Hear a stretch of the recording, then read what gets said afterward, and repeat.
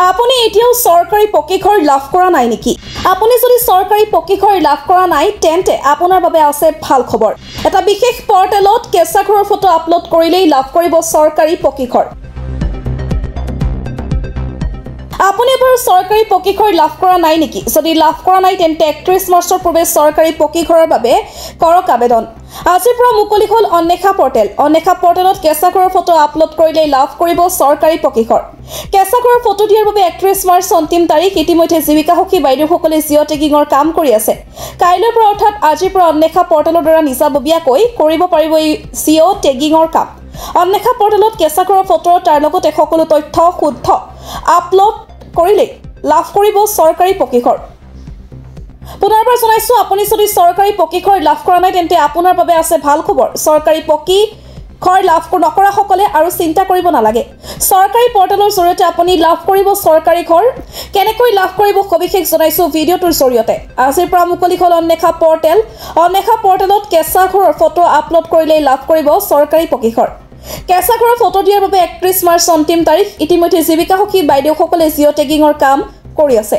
কাইলৈৰ পৰা অৰ্থাৎ আজিৰ পৰাই অন্বেষা পৰ্টেলৰ দ্বাৰা নিজাববীয়াকৈ কৰিব পাৰিব এই জিঅ' টেগিঙৰ কাম। অন্বেষা পৰ্টেলত কেঁচা ঘৰৰ ফটো আৰু তাৰ লগতে সকলো শুদ্ধ তথ্য আপলোড কৰিলে লাভ কৰিব চৰকাৰী পকীঘৰ। অন্বেষা পৰ্টেলৰ সন্দৰ্ভত মন্তব্য কৰিলে মন্ত্ৰী ৰঞ্জিত কুমাৰ দাসে।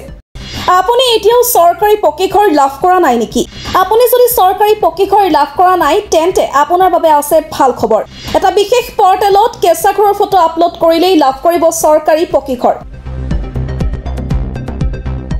আপুনি এবাৰ চৰকাৰী পকীঘৰ লাভ কৰা নাই নেকি? যদি লাভ কৰা নাই তেন্তে 31 মাৰ্চৰ পূৰ্বে চৰকাৰী পকীঘৰৰ বাবে কৰক আবেদন। আজিৰ পৰা মুকলি হ'ল অন্বেষা পৰ্টেল। অন্বেষা পৰ্টেলত কেঁচা ঘৰৰ ফটো আপলোড কৰিলেই লাভ কৰিব চৰকাৰী পকীঘৰ।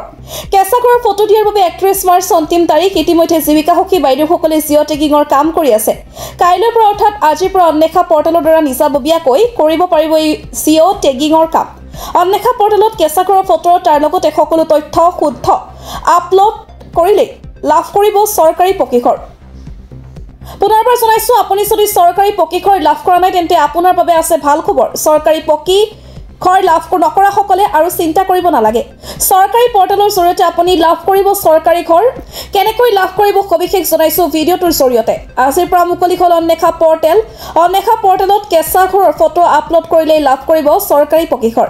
কেঁচা ঘৰৰ ফটো দিয়াৰ বাবে 31 মাৰ্চ অন্তিম তাৰিখ। ইতিমধ্যে জীৱিকা সখী বাইদেউসকলে জিঅ' টেগিঙৰ কাম কৰি আছে। কাইলৈৰ পৰা অৰ্থাৎ আজিৰ পৰাই অন্বেষা পৰ্টেলৰ দ্বাৰা নিজাববীয়াকৈ কৰিব পাৰিব এই জিঅ' টেগিঙৰ কাম। অন্বেষা পৰ্টেলত কেঁচা ঘৰৰ ফটো আৰু তাৰ লগতে সকলো শুদ্ধ তথ্য আপলোড কৰিলে লাভ কৰিব চৰকাৰী পকীঘৰ। অন্বেষা পৰ্টেলৰ সন্দৰ্ভত মন্তব্য কৰিলে মন্ত্ৰী ৰঞ্জিত কুমাৰ দাসে।